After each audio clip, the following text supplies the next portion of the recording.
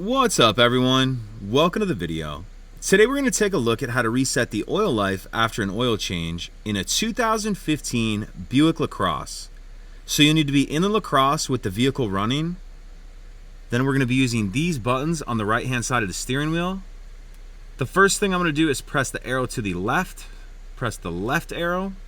That's going to take us to this screen on the dash. From here, I'm going to use the up arrow and keep arrowing up. Keep pressing that up arrow till we get up to the info page.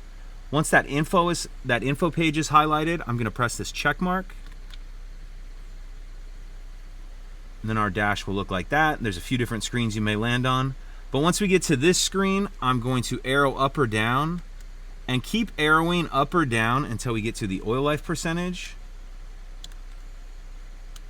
So keep going. Once we have our oil life percentage up here, you can see this one's already been reset at 100%.